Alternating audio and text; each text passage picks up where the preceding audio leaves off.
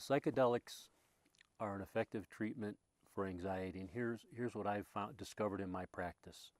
Anxiety doesn't occur as an isolated element in one's life. It occurs within the gestalt or the whole of one's life.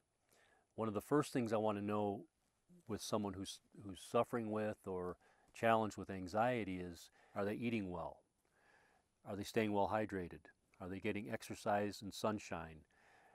Are they sleeping well, resting during the day? Are they overworked, overtired, exhausted, overextended? What are their relationships like with the spouse, with a partner, with friends? Do they have a close circle of friends? Do they have people they can confide in and feel comfortable talking about what's going on in their lives? These things are all part and parcel of anybody's life. And psychedelics work. They have a way of opening the mind, opening the heart, and giving us an opportunity to examine more deeply what's really happening. And the way we work here, as I said, in nature, in ceremony, in dialogue, we're able to put into perspective the causes, the elements, the contributing factors to anxiety, and put it to rest.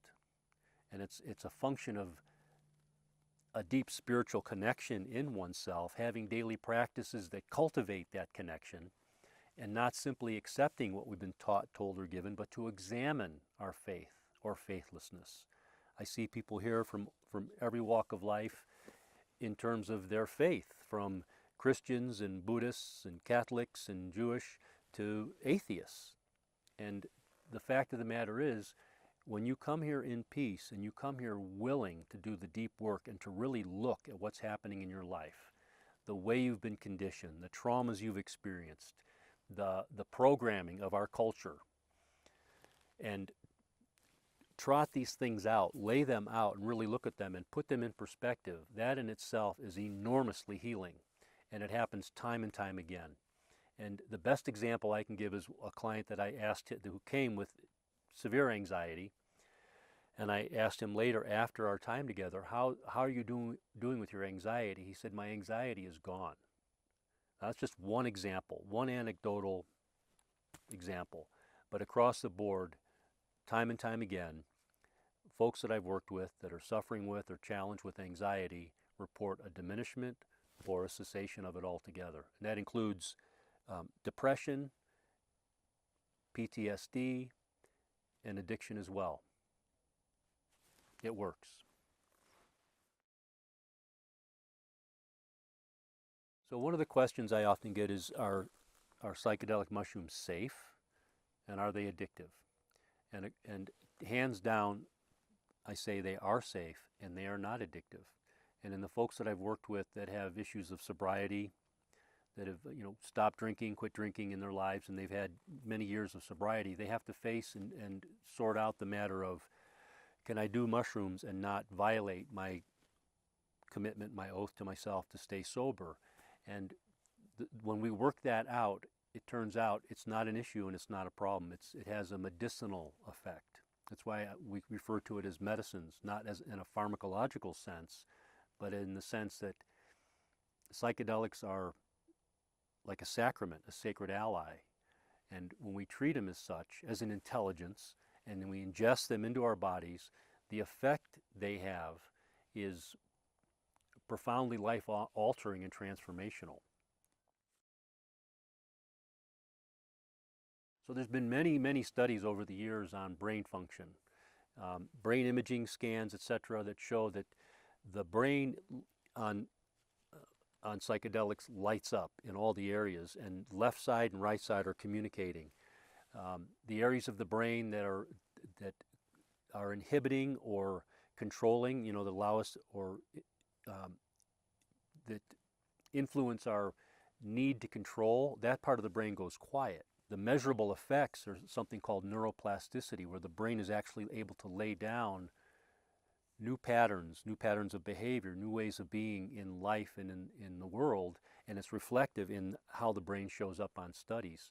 And the matter of neurogenesis is that that neurons regenerate, or the synaptic activity is increased under the influence of psychedelics. I mean, these studies are profoundly compelling in the study and the research on the science side of the effect of psychedelics.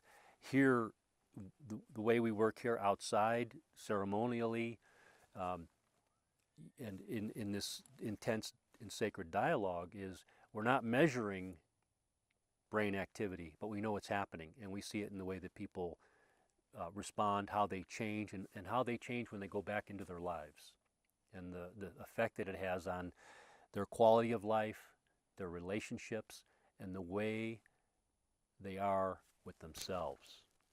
It's powerful.